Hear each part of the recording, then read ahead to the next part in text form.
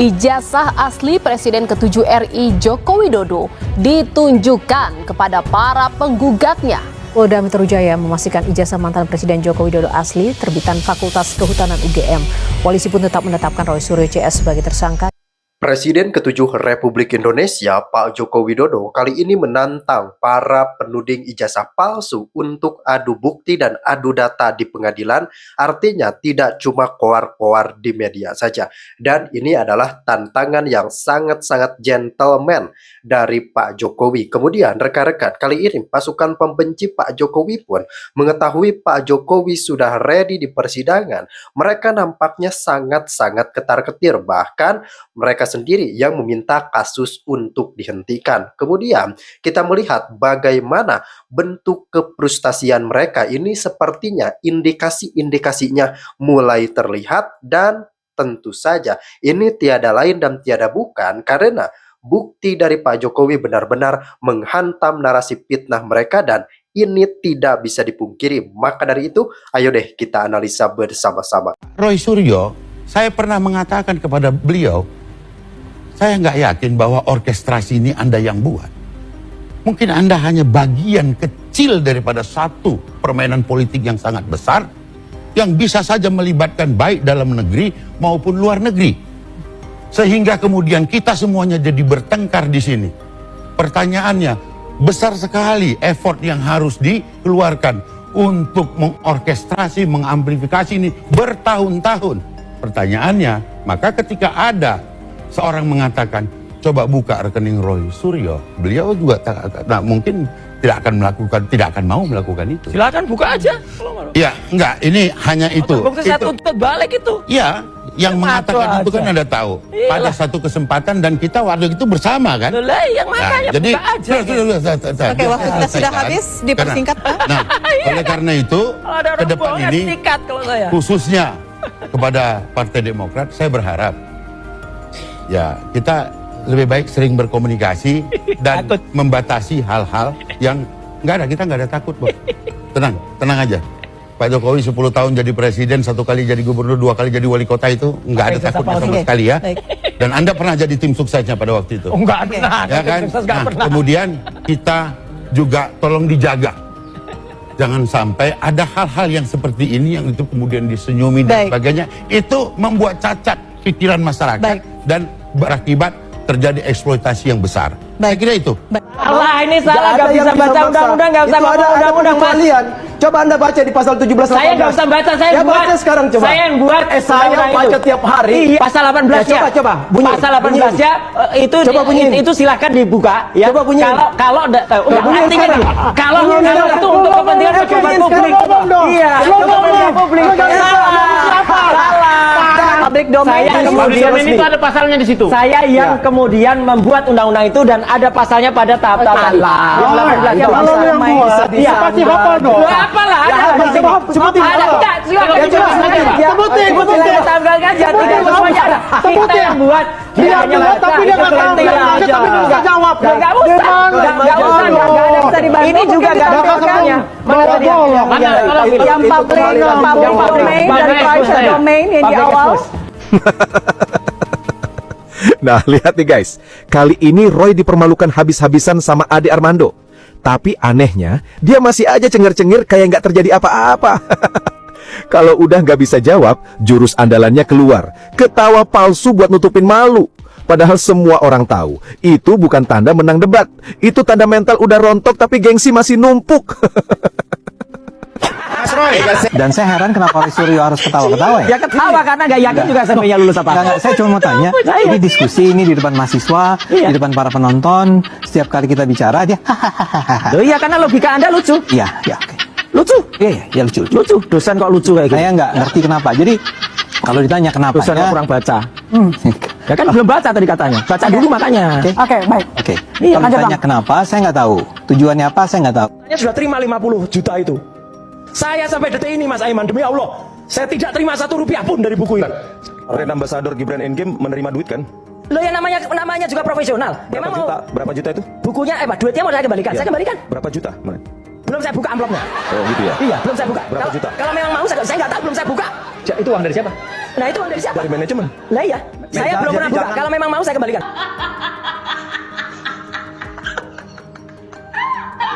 Orang kalau curiga biasanya ada pemantiknya. Singkat aja tapi. Iya, saya singkat aja. Ini udah lebih dari 1 kali Roy Suryo bicara soal emang namanya baik gitu loh.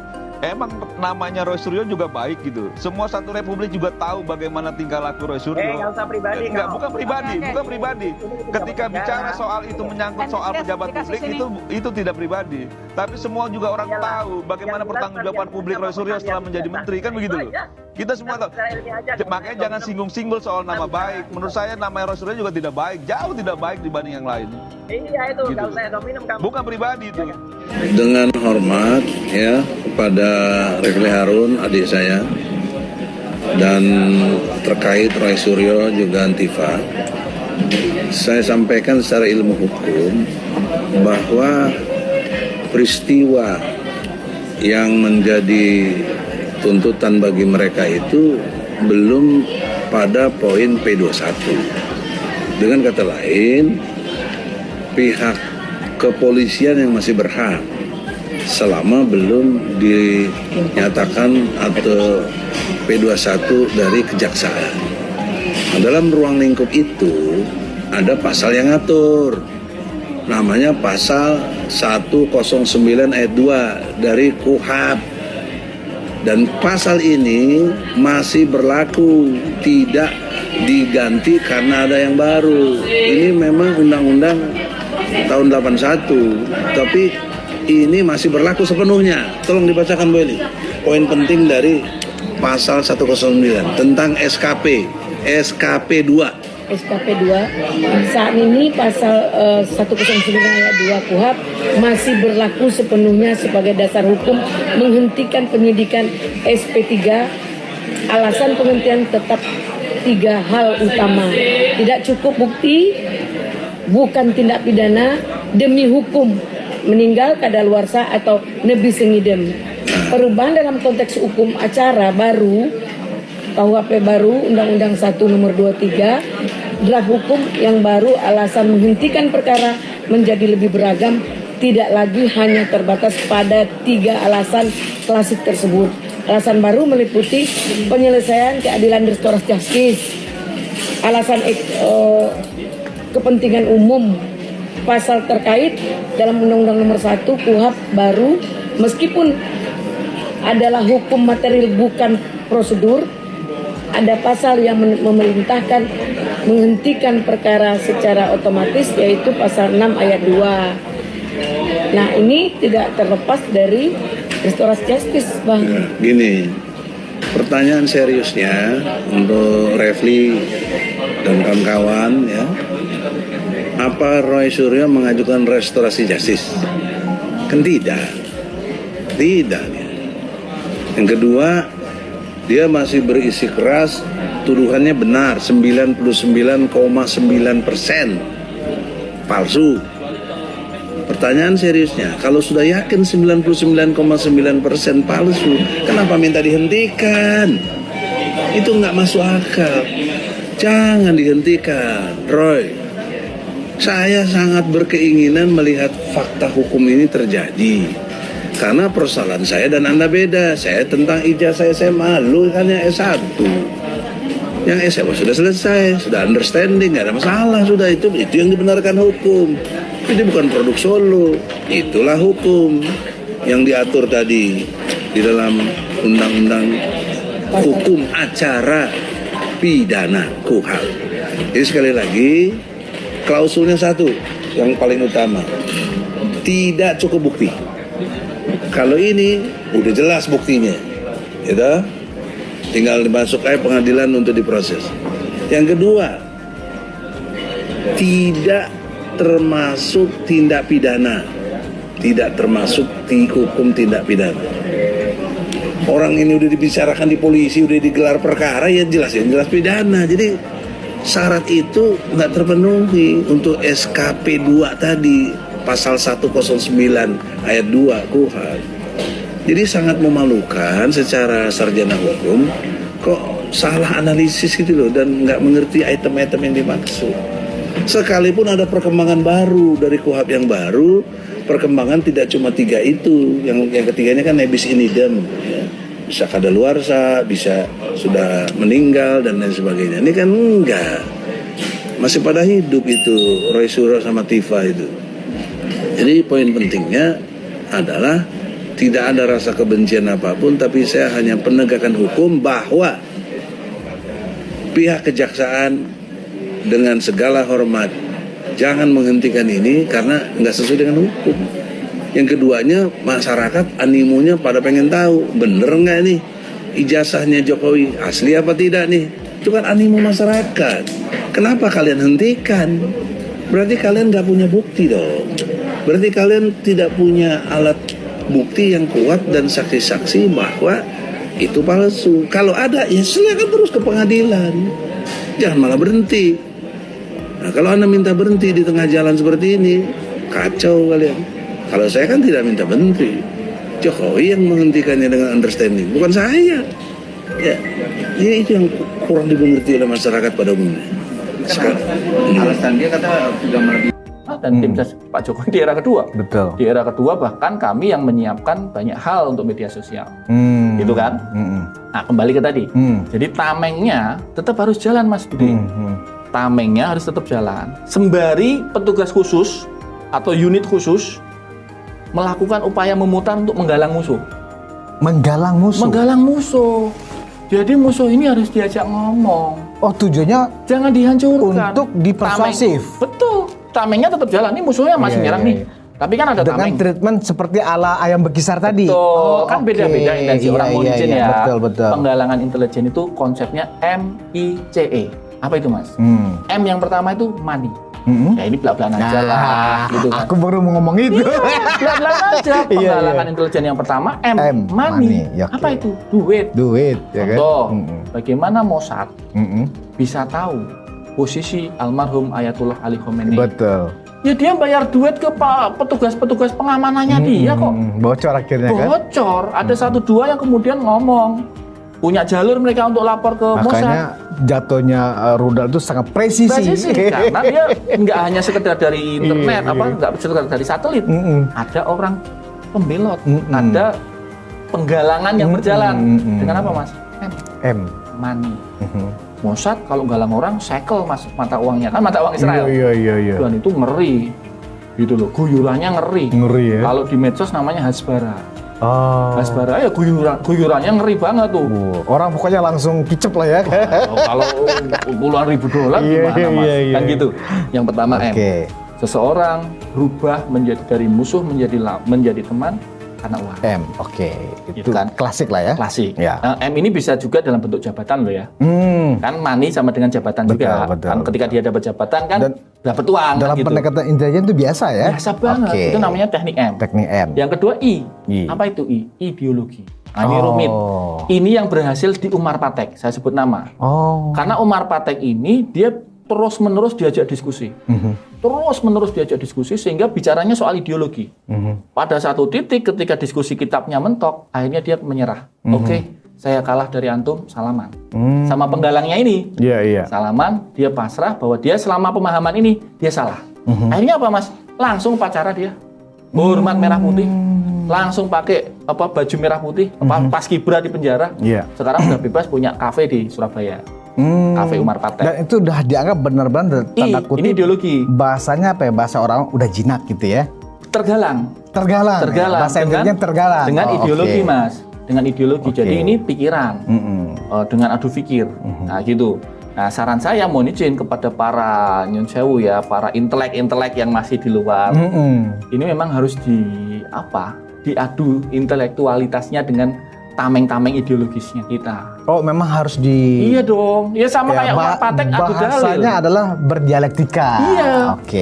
Tapi yang sehat ya. Jangan kemudian saling hujat, jangan lempar-lempar apa. Ya pokok. Berdialektika yang sehat. Misalnya nih, ekonomi Indonesia bobrok. Keluar datanya kan. Enggak kok, ekonomi Indonesia masih bertahan. Ini datanya. Nah, tinggal di-compare kan. Ini data bener apa enggak kan gitu. Misalnya kok ini swasembada pangan rusak. Enggak kok, swasembada pangan masih bertahan kok. Ini datanya, di-compare. Betul. Nah, ini namanya penggalangan ideologi. Ada beberapa orang yang memang nggak bisa di-M, Mas. Kenapa? Ada juga ya? Banyak. Dia punya integritas. punya integritas, atau dia sudah makmur, dia sudah welfare. Oh, nggak butuh duit gue. Gitu. Tapi dia bisa digalang dengan ideologi. Dengan cara tadi diajak dialog, dialektika terus menerus. Tapi ini ibarat air yang netes di batu, Mas, harus telaten. Dan lama. Memang harus lama. Yang ketiga C. Apa C? Coercion. Apa itu? Coercion itu ketahuan aibnya. Oh. Nah, itu berarti harus dicari juga dong. Itu. Di mana lemahnya kawan ini? Ya kan? Lu punya masalah apa dulu? Betul. Gitu ya? Itu yang kemudian sering ketika adik-adik kita yang mau diberangkatkan ke luar negeri, baik itu diplomat maupun intelijen Indonesia yang mau berangkat ke luar negeri, ada pendidikan khusus dulu, Mas, supaya hati-hati dengan coercion itu. Jangan sampai baru mendarat di Berlin, gitu kan? Tiba-tiba lah di Berlin dijemput wanita cantik gitu. Diajak ke kafe minum-minum, foto cekrik-cekrik. Udah. Dia nih fotonya ini mau tak kirim ke keluargamu, mau tak kirim ke pemerintahmu, atau lu ikutin gue. Jadi agen saya. Itu namanya coercion. Nah, hati-hati, kadang-kadang bribery juga bisa coercion. Jadi dijebak, Mas. Dijebak di luar negeri biasanya, dijebak, dikasih sesuatu, tapi sesuatu itu ada fotonya, ada videonya. Kaget kan? Ternyata suapnya ada dokumentasinya. Gimana nih? Nah, supaya ini nggak bocor, ya udah dia jadi anteknya penggalang. Ini agak jahat nih, tapi teori intel. Coercion namanya.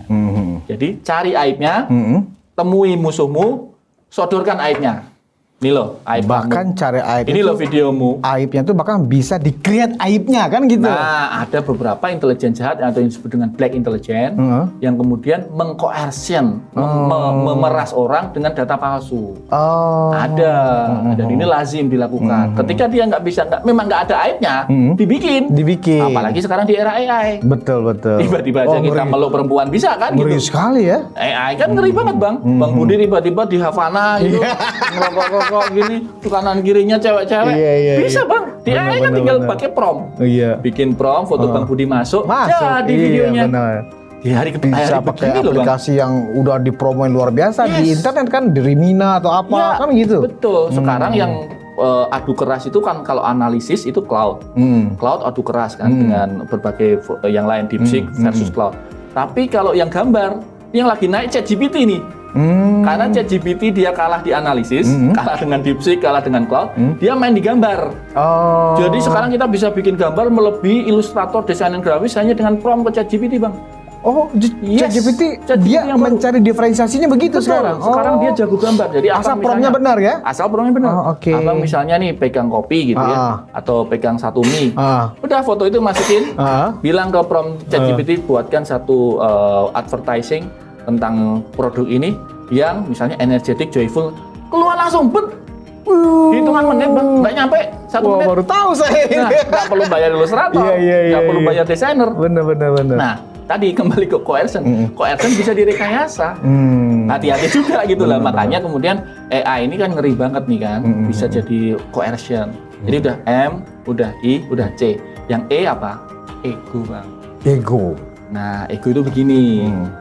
Ada beberapa musuh itu yang dia menjadi musuh itu karena egonya di kelompoknya dia merasa nggak dianggap. Ini yang terjadi misalnya di Tiongkok. Banyak kolonel-kolonel senior yang tidak mendapat jabatan di partai Komunis Cina. Iya. Akhirnya kemudian ada perekrut mereka yang mengatakan, loh, ngapain lu di situ? Nggak dihargain gitu ya? Nggak dihargain di partai, udah kerja buat kita aja. Itu ego tuh ya? Ego, jadi nggak dibayar, nggak didebat, nggak direkayasa video. Tapi egonya kalau orang Jawa bilangnya, bahasa Solo tuh di pangku mati. Di pangku mati itu dari aksara Jawa, Mas. Jadi hono coroko. Kalau ada pangkunya begini jadi hono corok. Pokoknya mati kan? Iya. Dihitungnya mati gitu. Jadi orang kalau dipuji-puji, kemudian kamu ini sebenarnya paling pas di posisi itu, bukan dia. Wah, kan egonya kena. Iya. Kamu ini lebih baik jadi wamen sebenarnya. Apaan sih itu? Ngapain sih itu? Kena egonya. Egonya kena. Ya udah lu ikut mau gue aja deh. Yes. Itu. Dan itu berhasil banyak ya? Banyak. Yang mudah-mudah seperti itu. Betul. Ya? Pendekatan jadi, seperti ego itu. Sekarang apa yang akan dilakukan terhadap I yang intensi jahat tadi? monggo dipilih. Ada M, ada I, ideologi, diajak dialog, ada coercion, cari aibnya, ada ego. Tinggal dipilih ya sesuai Mana karakter yang ya. sesuai karakter ini, lawan. Ini dengan M nggak kena nih. Nah, kalau ini egonya kena. Kalau pengusaha besar misalnya mau pakai iya. M berapa kita mau nyaingin kan gitu. Tapi jangan-jangan dia butuh butuh ego. Betul. Jangan-jangan Ya. ketua asosiasi yang itu tuh nggak benar. Harusnya bapak yang jadi ketua asosiasi misalnya. Benar. Wah, egonya kena kan? Oh, benar juga ya, kena egonya bang. Nah, narasi-narasi MICE ini yang kemudian dikerjakan oleh teman-teman intelijen secara tertutup. Tapi kalau itu dikerjakan oleh teman-teman komunitas intelijen secara tertutup ya kan, dengan spektrum yang begitu luas tuh gimana caranya itu ya Mas Ridwan? Ya, makanya kemudian Mas, di Indonesia ini kan ada namanya pembagian tugas. Ada intelijen dalam negeri, ada intelijen luar negeri. Nah, yang di dalam negeri ini kan mereka juga banyak nih. Ada yang kemudian mengawasi dalam konteks politik, ada yang di ekonomi, ya kan? Ada yang di sumber daya alam, semua isu. Nah, tinggal kemudian pemetaannya harus lebih tajam. Jadi kadang-kadang kan memetakan ini enemy bukan sih? Itu loh. Ini yang butuh jam terbang Mas Budi. Ketika ketemu seseorang, kok dia ngomongnya gini ya?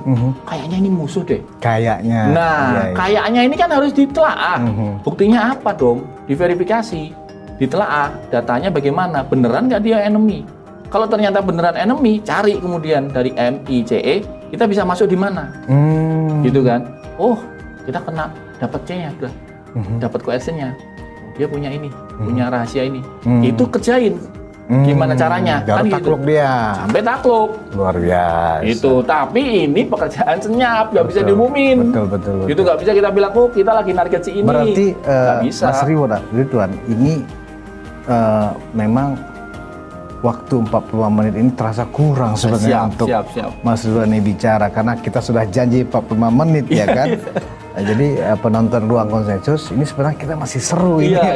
Cuman tadi saya dengan Mas Ridwan ini janjinya cuma 45 menit karena beliau ada acara lagi yang ditunggu.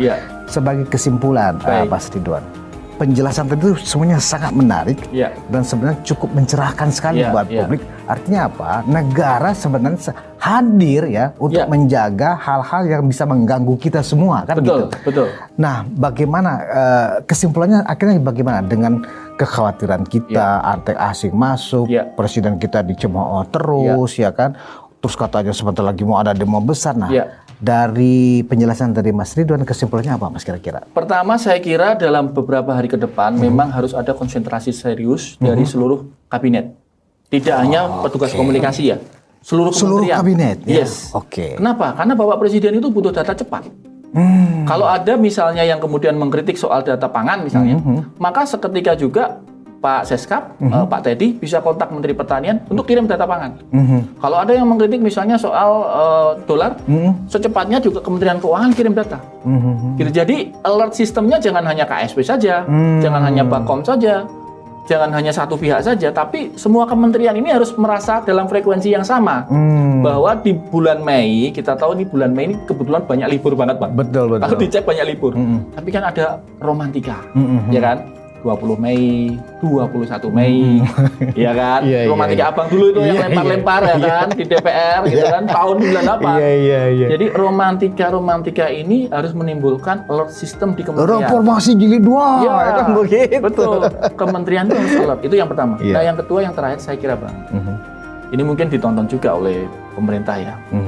Saya kira memang harus banyak Monice nih, aktivis yang dalam tanda petik masuk di pemerintahan.